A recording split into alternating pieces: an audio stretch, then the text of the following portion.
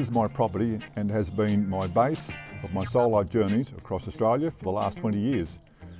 It's a few kilometres from Dimbula on the Atherton Tablelands, which is where I have my museum, gallery and coffee shop. In the last few months between the documentary projects, I've had a bit of a chance to take a look at my priorities, and I've really got to consider probably now to get on with building a house, which has been going on for quite some time. So that'll be happening, but you know, there's the odd setback happens, and back in January of this year I had about 650 millimetres of rain for that month. But 250 millimetres of that rain fell in one fall overnight. That resulted in a flood that even the locals had never seen. And the consequences to me were that a lot of topsoil got washed away between the house and the actual waterfront itself.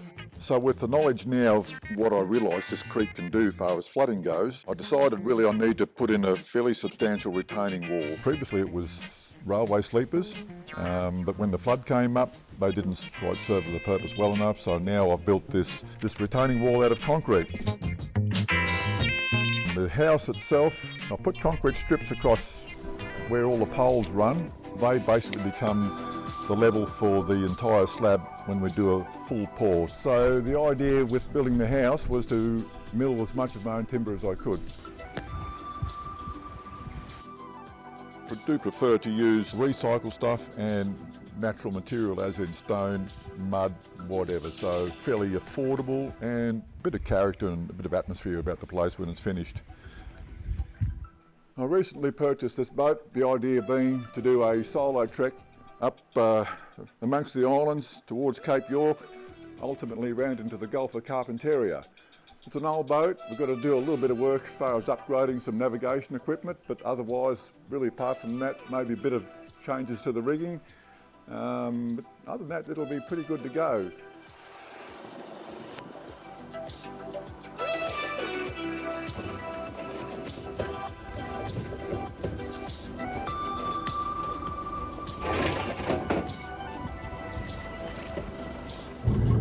We're on our way down the Mount Mulligan Road today. We're going to visit an area down there and a little town known as Thornborough. Thornborough was established in about 1874 following the discovery of gold in the area. The area became then known as the Hodgkinson Goldfield, named after the local river, the Hodgkinson River. Should be a pretty interesting sort of a day, I think. Its peak was during the 1890s, with a number of hotels, banks, a newspaper, a doctor, churches, Chinese market gardens and retail shops selling hardware and provisions. But like other gold mining towns around the region, when the deposits began to dwindle, the miners would move on looking for new grounds and businesses would close. In 1924, only one hotel and the post office remained, with a population of about 100. Today, the town is empty, or should I say, almost. There is one resident left. Here on the corner of McLeod and Mulligan Street is where we're standing, and this is her home. Hey Helen, how are you? Not bad, Owen. How are you going? Oh yeah, not bad. You know, I've just having driven that bone jarring old bit of a road from Dimbula, of course, and yeah. Oh, that's a good cup of tea, and I think I needed that. Tell us how you met Vince and how you came to be here in Thornborough. Yeah, well, we met in Brisbane. Met my future husband there. I happened to be staying at a hostel. He came in and we started talking and so on and whatever. Then I had no intention of staying there, so I caught a bus up north.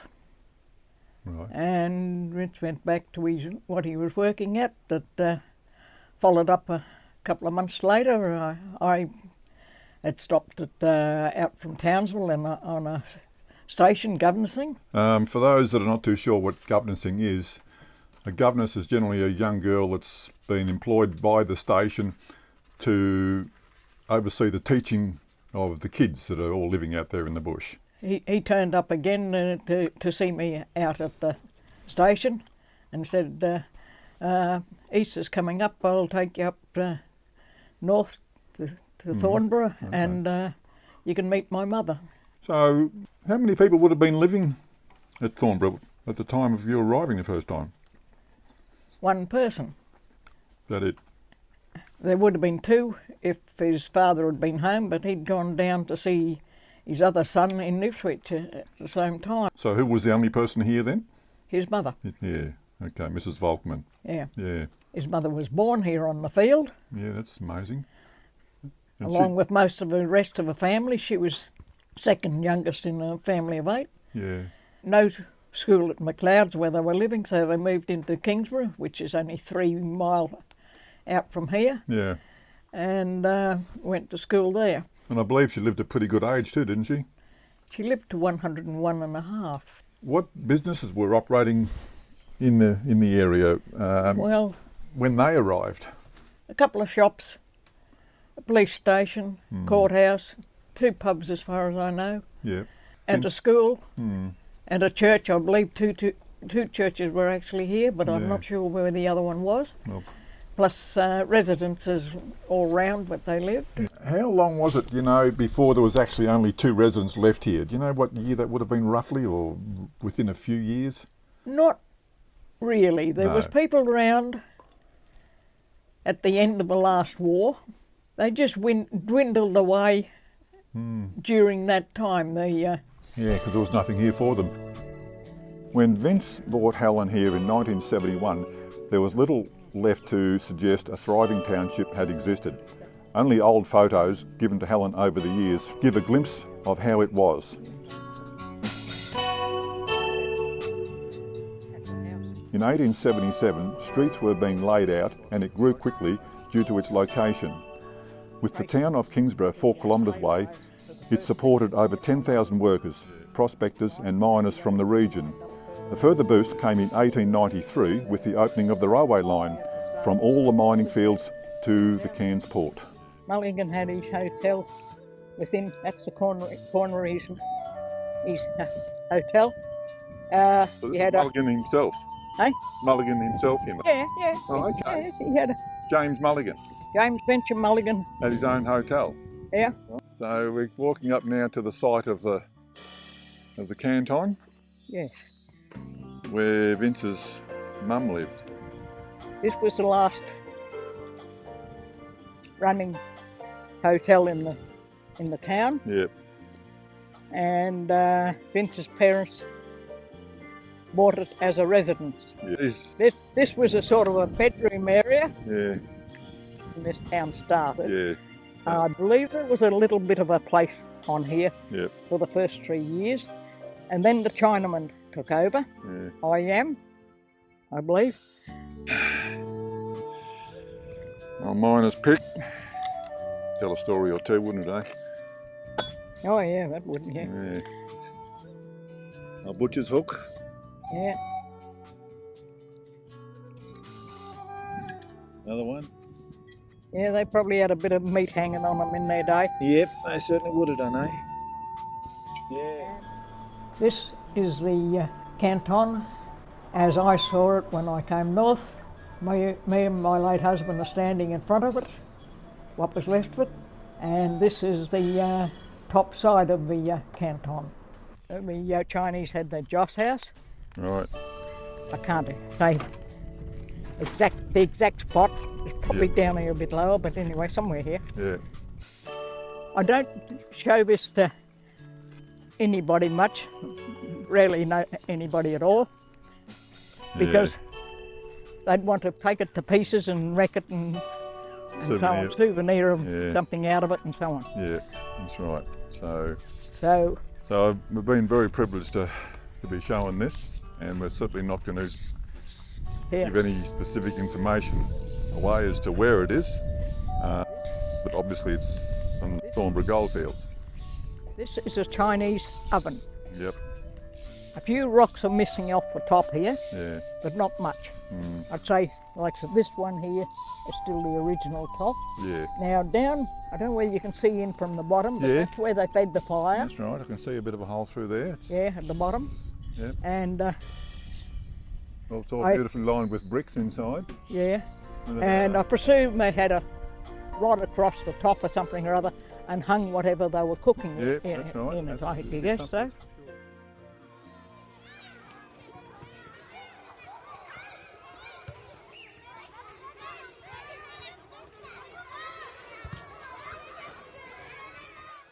This is a school anyway. So many a school bell would have rung out here. Yeah. Vince's mother was the last school teacher at the school in Kingsborough, Yeah.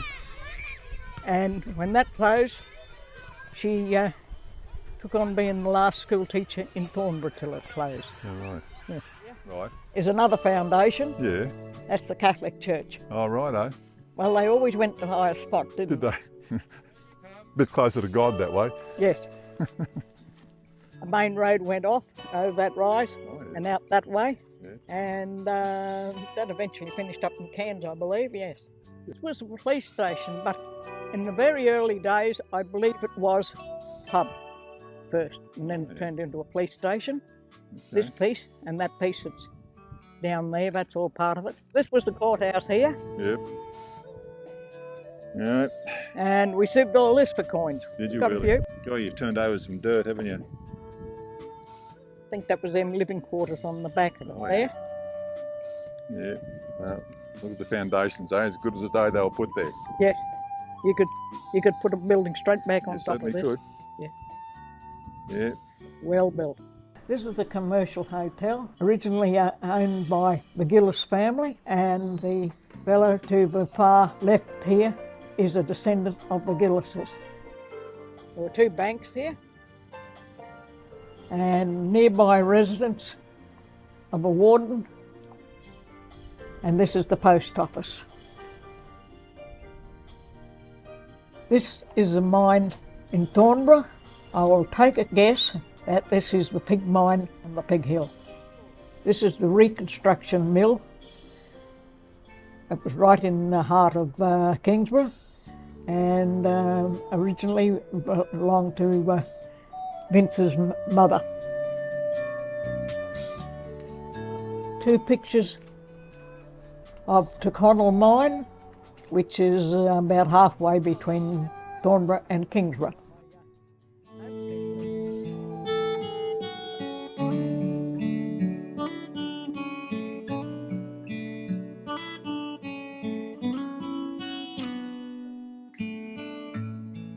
This is his grandfather, born died. Oh, hasn't got his when he Well, was born, no, you just so I don't know. have to deduct 54 years off 1894. Yes, So that's around about, no good at head mathematics. Never What was is it? any good at it, but you could probably work that out. 1894, take 50 off 94 should be 44, and another 4 years off at 40. 1840. 1840 he was born. He lived at Kingsborough and owned a mine there.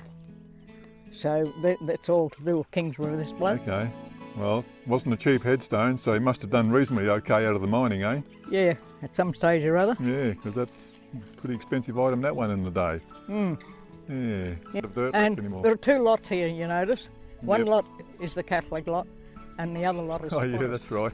Yes, they didn't like getting No, together even in the yeah, don't mix up the Catholics with the non-Catholics yeah. or the So- Protestants. Goodness. Victor Cummins, Uh, killed in the Mount Mulligan coal mine. There you go. as Vince always said, they were his spring mattress relations. In other words, they were related to somebody who was related to them. Yeah. Pretty close. Yeah. That interfering noise in the background is my dingo. It's not very impressed about not being involved on the walk that we're doing through here. There are a lot of small children who have died in the times when this cemetery is in working order, and they, as far as I know, died of smallpox. Move. And a bloke I was showing this to one time, he said the father of these, he knew how to make them, but he didn't know how to keep them. Yeah, referring to kids. Yeah, I mean, just look at them all here. Yeah. Age 17 months, age 11 years, 7 months, 3 years and 6 months. Mm. How tragic.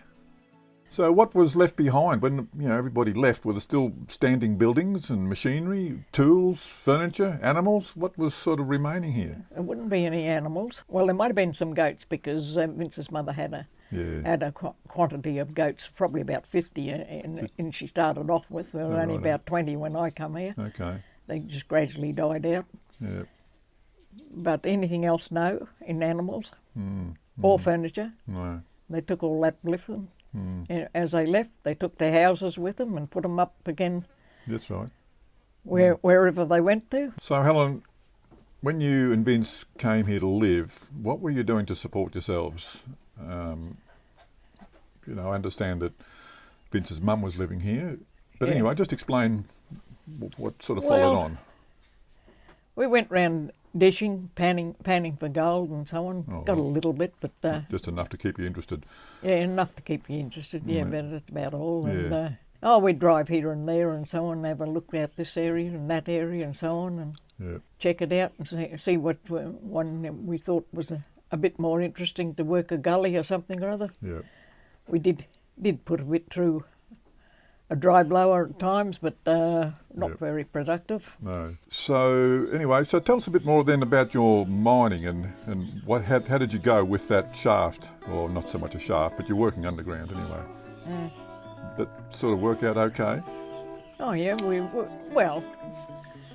Vince knew how to mine because he had worked in Mount Mulligan. Yeah. But different type of stone and different For sure. tone as to working on this. But you bore holes in it. Yeah, and in the rock face. And fire. Yeah. But we were going down on an underlay. Yep. And we went down about 30 feet like that, putting up timber as we went. Yeah. Because we had to see the roof didn't fall in us. So this is just Vince and Helen working together. There was nobody offsiding for them. You were working just you two on your own, weren't you? Yes. And you would hold the drill stem up in place, weren't you? Yes, I'd collar it. Yeah, and then there'd be an air compressor working up. It's up on top. Up on top, and you got this jackhammer belting away like this right near your ear. Yes, I'm holding this and Ellen's holding the drill stem in place. Collaring it, you call it. To start the hole. And there's muddy water coming through there, but it's going muddy from the stuff there, but there's water coming through the thing. And I'm getting splattered all over the thing going at like about this. 200 decibels. Yeah. Until it gets in a bit and it can, and you can keep it on the space. We found several specimens on this slope here. Right, so that's rocks with little flecks of gold in them. Yeah, not much, but just enough to see it. Yep. Just enough to indicate there was a little bit more round here than other places. Yeah. So that's what led us to decide to pick the spot, pick the spot. Now we drove the vehicle down here and out to the point it was sticking out there and back here. Yep. And a little shed that's back at Thornborough, we had it sitting there. Okay. Yeah, we had it here, we built it up and so on. Window each side, window in the end, had the compressor inside, all the windows so that the compressor could get miles of air as it, and because they were all open, and the door at this end where you went in and out. Yeah. And it was my job to start and stop it and get it up the compression and all those things. Well, he was down the bottom. Call a winder here that the compressor drove. Oh, a winch? Winch here. Yeah. Yeah, with a rope on it. Yep. And we had rails down in there and up here, right up to where the winch was. Yeah. And I'd let the winch let it down and bring it up and so on. And Vince would be riding on it on the way down. Yeah. And also on the way up. He used to frighten me on the way up because I couldn't see anything in case he fell off it. He said, "No, I won't fall off it. I'm used to this." Yeah, of course it was. There was never ever a mishap with it, but just the same.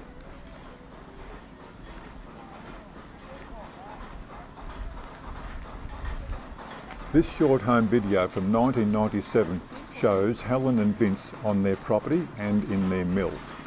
They would return from the mine each day with the quarried rock. This was then put through a crusher, making smaller pieces.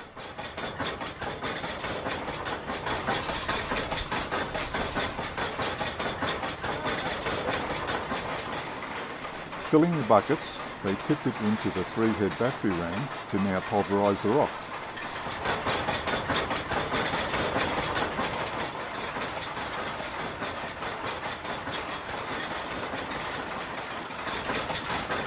Mercury, to capture the gold, plus water washes through the hammered rock to become a flowable sludge. It passes through a fine screen over a small shaking table into a trough.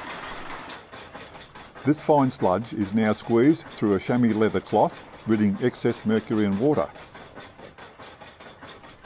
The remaining amalgam of gold and mercury goes into a steel retort. It is heated with the mercury burning off as a gas through the retort tube, recondensing as a liquid into a container of water. The gold left in the retort goes into a crucible with flux to remove any impurities. When heated, it is poured into the moulds.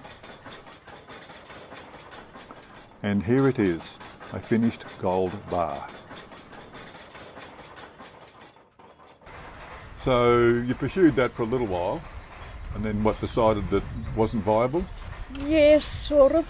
We did it for a couple of years, I think.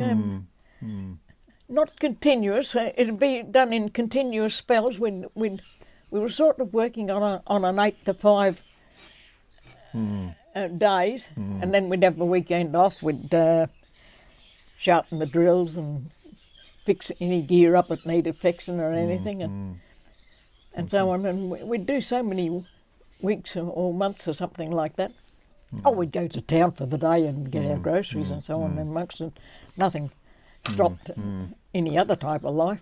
Yeah, because we were our own bosses. Yeah, that's for sure. And Helen was pretty mechanically minded, and I know for a fact that she's quite capable of stripping down a differential and rebuilding it. And you know, and it's a pretty good advantage to have those sort of skills when you're living out in these remote areas. And yeah, she'd run rings around Vince when it come to twisting the spanners and so forth, you know. So yeah, it's just thought I'd make mention of that, having known about it previously. What do you keep busy at generally anyway during the day? In the morning, I do about 2 hours in the garden. I don't mean I'm working hard or anything. I might only be just clipping off, snipping bits off things and so on, and tidying it, or I might be pulling weeds out or whatever. Yeah. And I've got hydroponics in there that I grow things in, so I attend to that for the first bit. Topping the water up and putting the nutrients in. Like any bit of acreage and buildings and so forth, there's always a stack of jobs to do. Yes, there always is. Yeah, there certainly is. If you live in the country, people think you do nothing. But it's just the opposite. You don't have to have a boss, but you have plenty to do. That's for sure. Yeah. Hydroponics, eh? This has got disease on it. Yeah. This has got disease on it. Seedlings hard and leaves, they're wrong. You don't know what's causing it, eh? I don't know. Still probably edible though. Oh, I'm taking all the unedible ones off. Yeah. And we're coming better again at the moment. Yeah. Beautiful tomato. But you enjoy your bit of time out. You'd like doing a bit of shopping and stuff and visiting people, don't you? Yes, I do. A bit of an old social butterfly, as the saying goes. A little bit. Yeah. Not overdone like a lot of town people are, but but the few friends I have, I do like visiting them. Yeah, and you've got Rob. He lives in the hut down the hill here, and he's pretty handy to have around too when he's here, I think. Oh yes, he always does anything I want him to. Yeah. He mightn't do it right on the spot, but he'll do it within a day or so. Yes. Yeah. Items anyway. You and Vince too, when he was around, donated some interesting things, including the beautiful old anvil that I used to admire every time I visited Vince. And when I chewed his ear about it, he said, "I'll leave it to you in my will." Well, that was the last time that was ever spoken about, but of course I raised it with you when Vince passed away, and we done a bit of a deal where we've set Vince's anvil up as a memento to his life, and it's on display at the Camp 64 Museum. In a museum somewhere. Hint, hint, hint. No. I just wonder whether I did. Oh, you have to make sure I see it. It's neat. It's okay. It's like a real one today. That's right. Not much. Oh, Not much on print. The long-tailed Thornborough dragon. Just absolutely unique to this area. Yeah, come here today, happy little chappy. There you go.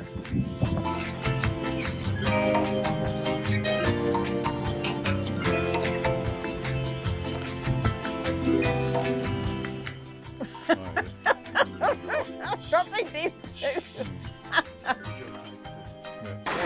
are. Oh, Balky and his cock.